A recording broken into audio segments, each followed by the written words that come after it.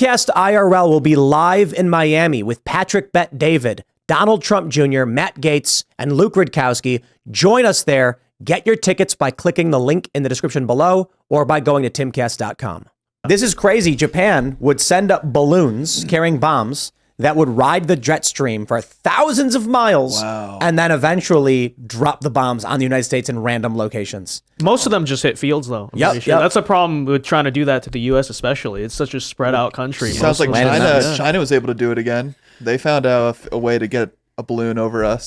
So, man, that's crazy. And I remember when I was little, I watched a documentary about it. And it was like, it had this system where if it started to go too low, the pressure in the balloon would, be going down, and then it would cause a bag to drop, which would then make it go back up where the pressure would expand. And then as it started to go back down, it would drop another, go back up. Yeah, and they timed it through these mechanisms to drop once it traveled a certain amount of, time to hit the United States. Yeah, I watched some video. Apparently, like some kids found a bomb and hit it with a rock, and it blew up and killed him or something. Oh my gosh. Well, I mean, like, you're running through the woods and you find an explosive device. Kids are stupid. That's the sad part about what's happening in Ukraine now, too. I imagine they're mining the field. It's just not only depleted uranium rounds underground, they're just irradiating the soil, but, like, just the landmines and stuff that are left over. Drones that go rogue, that fly off, and they're like, I don't know where it went. We didn't see it explode. It's just gone. We don't know where it went. A kid's going to find that drone, Like, people are going to find it. They're going to stumble across it. Oh, here we go. Look at this. May 5th, 1945, 6 civilians were killed near Bly, Oregon, when they discovered one of the balloon bombs in Fremont National Forest, becoming the only fatalities from Axis action in the continental U.S. during the war. That's what I was saying. I think it only hit people once. Or I guess they didn't even hit them. They found it. Right, exactly. Yeah. This must have been the story. It's Reverend Archie Mitchell and his pregnant wife drove up Gearhart Mountain the day with 5 of their Sunday school students in a picnic. When Archie was parking the car, Elsie and the children discovered a balloon and carriage loaded with an anti-personnel bomb on the ground. A large explosion occurred. The 4 boys were killed instantly, while Elsie and Joan Patsky died from their wounds shortly after.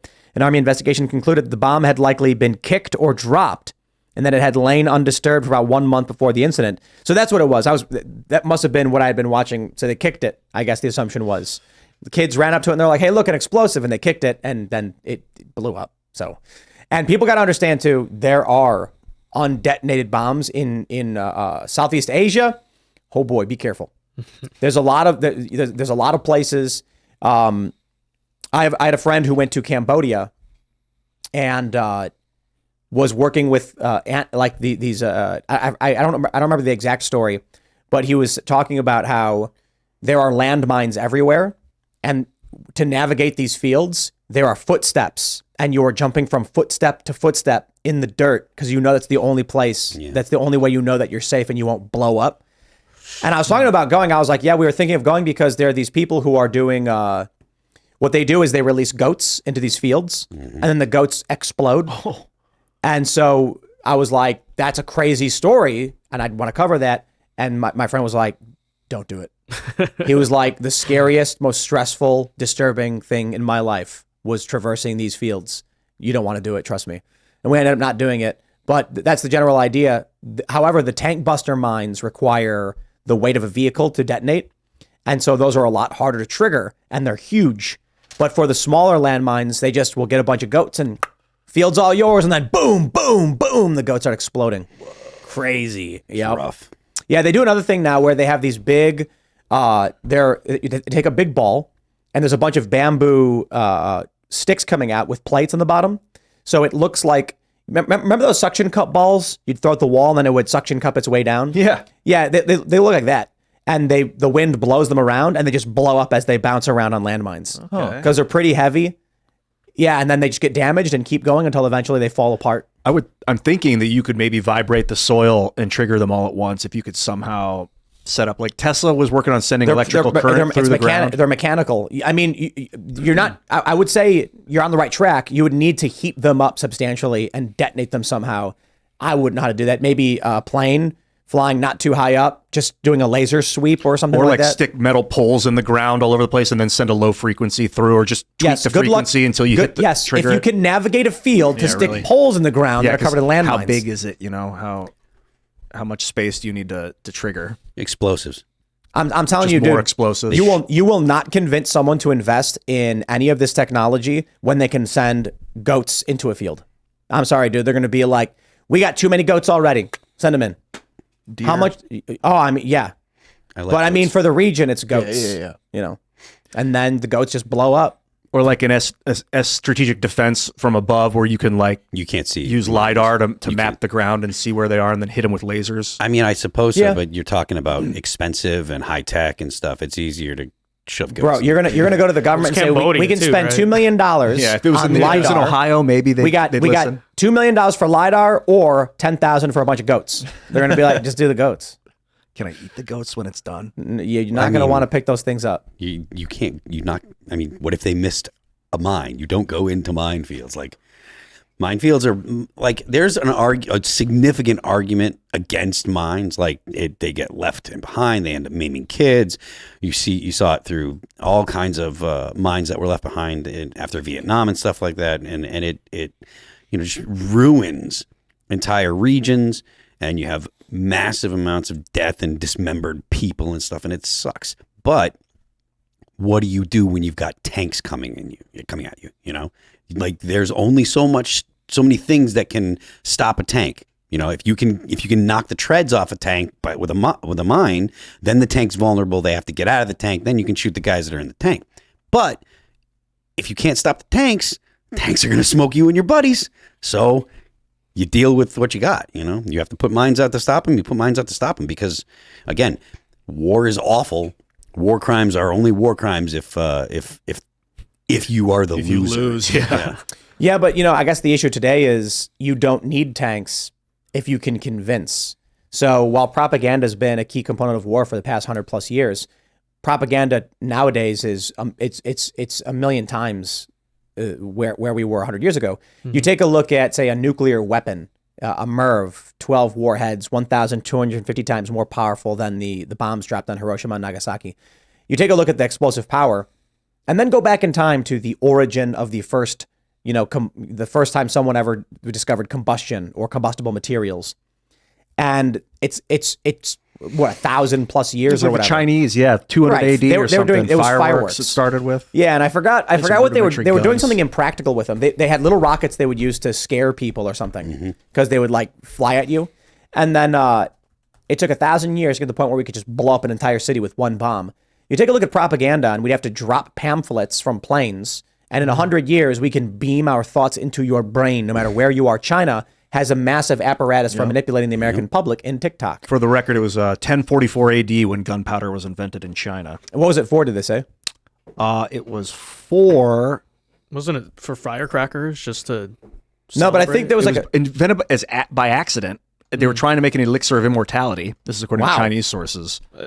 Well, most discoveries they're called first known instance. They're 850. discoveries because it was an accident. So that's like the moonshine thing where they're making moonshine and then they blow up, that kind of cliche. I guess it started in China. They were trying to live forever. So it's 808 AD was the first reference to 808? gunpowder. Yeah, that's what it says on Wikipedia. Yeah, in the Warring States period, they had rifles. They weren't very good. Archers were actually Flying more Cloud effective. Thunderclap Eruptor. So right, I think it was they were shooting stuff out of it. Yeah, I don't know. I read something that like the initial stuff they did was just like shock and awe. They didn't really have like a good way to weaponize it. Yeah, you scare the horses. That's a big thing. Yeah. And elephants if you have to fight Sulfur, realgar, saltpeter, and honey. Smoke and flames result so that the hands and faces have been burnt, and even the whole house where they have been working burned down. Wow. Yeah, that's crazy. And the Chinese invented the compass 1,000 years before Europeans did. Crazy, right? Nice. They were doing all sorts of crazy stuff. I love over there those in Asia. Chinese men. They didn't really capitalize on the potential though. Like they didn't have. Well, that's what's interesting about, as an Asian, I can say this, okay, about Asian culture is that very smart, yes, but not a lot of creativity. And that's why even today you see throughout also a lot of history, right? Chinese invented gunpowder, weren't using it practically. Yeah. Who started using it because you had to think outside the box. You've never seen this before, right? And there's a very Asian culture of, sort of this submissive, hey, follow the strict line, do this, do that. But not a lot of creativity. And I think you see this even in China for school. If you want to come to American school or whatever, like they'll just train you your whole life to take the SAT and you probably get a perfect score. But then what after that? What happens when you have to be, say, an engineer and you have to actually think creatively, right? Well, and it's something lacking in a lot of Asian culture. I love that for 1,000 years they have gunpowder. These Southeast Asians, Chinese, are like, look at this stuff we made. Look what happens when you light it. Like, whoa. And then the Europeans like, I could kill a lot of people with that. And then they were like, wait, what? To be fair, the idea of killing people with it did come from China. I don't want to take that away from them. Right. Yeah. They have their whatever it's called, Huolongjing? What's that? It's the Chinese military treaty. What is this? This is a flying cloud thunderclap eruptor, and it looks like a gun. It looks like they loaded it with powder. They put a hole in it. Man, that's crazy. Cannon, like a shotgun. Yeah, it's like a cannon shotgun. And it just shoots like metal and rocks and stuff. They would just use just ballista. I think George crazy. Washington used to do that because they were running low on munitions, so they'd just shove whatever they could find into the cannons and just blast them. So you're getting hit with rocks, sticks, pieces of metal, a boot. I gotta tell you, it is really crazy when you think about That's like the railway all of rifle the stupid in stuff Fallout. that we know from video games and movies would make you a warlord god, like demigod in 2,000 years ago or 1,000 years ago. You'd show up and be like, oh yeah, I know how to, start a fire. I know how to give me some bat crap and we'll start making some gunpowder. And they'll be like, making what? And then you'll be like, what? Here, eat this mold and you'll feel better. They're like, what are you talking about? See that red rock right Penicillin. there? See that red rock over there? Yeah. Melt it. What do you mean melt it? Just light it on fire. Let's roll. And then it's like, I have no idea how to make steel, but I know it exists, which means I could go to them and be like, you need to get carbon and iron and start doing something. And that is an advancement leaps and bounds above how long it took them. Like just the fact that I can tell them like, oh, you need bat crap, just like we know little bits here and there that took humans tens of thousands of years to figure out.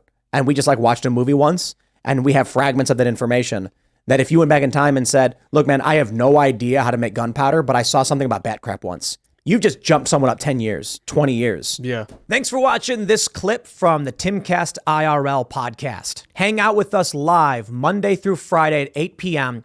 and become a member over at timcast.com for uncensored, members-only shows exclusive. Thanks for hanging out, and we'll see you all next time.